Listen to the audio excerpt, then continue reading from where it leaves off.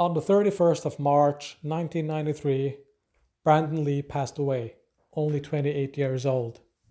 But what happened on that day? Well, you have a million conspiracy theories out there, but I'm here to put an end to the discussion. I'm here to tell you exactly what happened the day that Brandon Lee passed away. So Brandon Lee, obviously he's Bruce Lee's son. He grew up partly in Hong Kong and partly in the US. His family moved to Hong Kong so Bruce Lee could pursue his movie career. So fast forward in time, Brandon Lee turns out to be this tall and handsome actor. He knows Jeet Kune Do, which he taught from Bruce Lee in Hong Kong, and he speaks Cantonese. So he is a star in the making.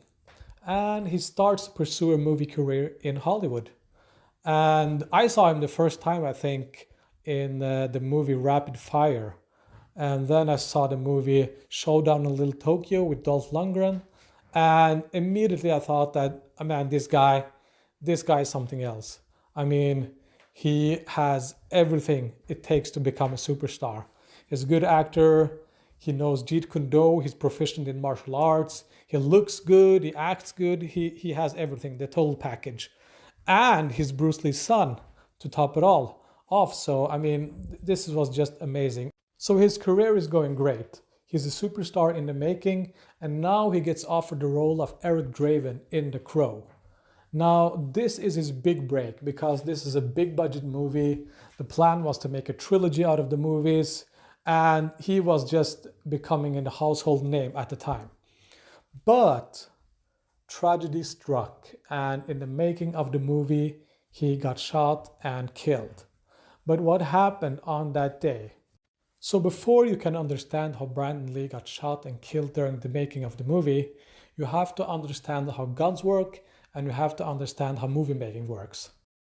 So obviously in a movie like this, you have tons of explosions and tons of guns.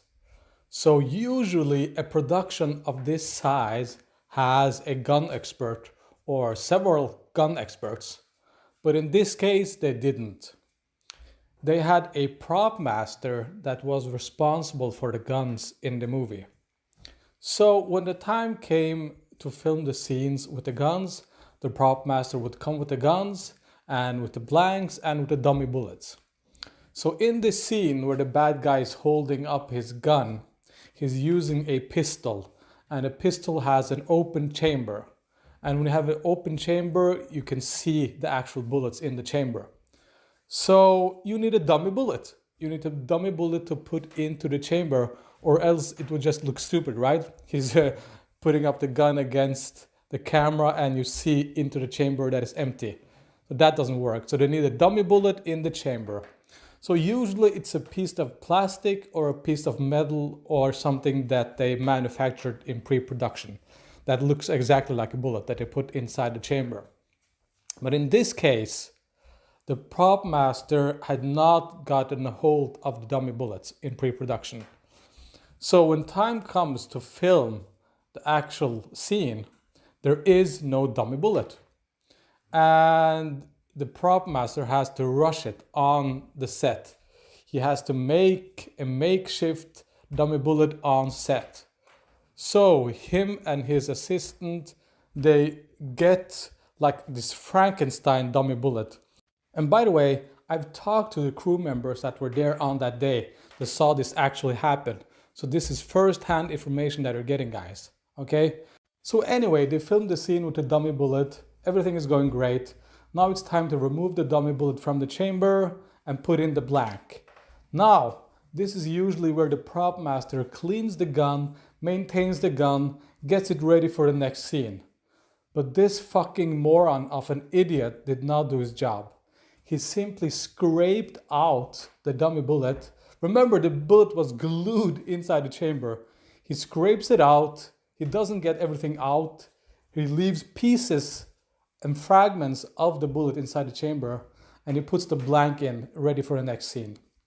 Now the next scene is where Eric Draven is shot.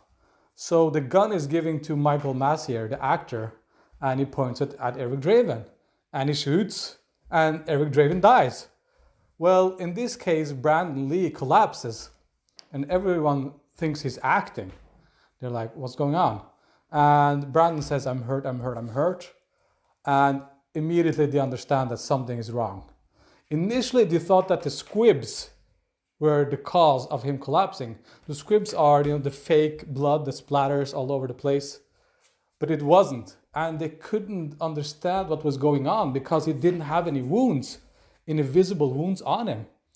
So obviously they called the ambulance. The ambulance gets on the scene and they rush him to the hospital. And 12 hours later, he was in surgery. They tried to keep him alive. They tried everything. They literally could not find the fragment that had shot him. And 12 hours pass and he's pronounced dead. And they do an autopsy later. That's when they found the fragment. And that's the fragment that you see right there now. That is the actual fragment that was inside Brandon Lee. Remember, it took an autopsy to find it because the fragment was so large inside of him. It actually went through his abdomen and into his spine. That's where they found it. So the police initiated an investigation, obviously, into the production and into the crew. So they talked to everyone. They actually got a gun expert to actually replicate what happened. So the gun expert did exactly what the prop master did.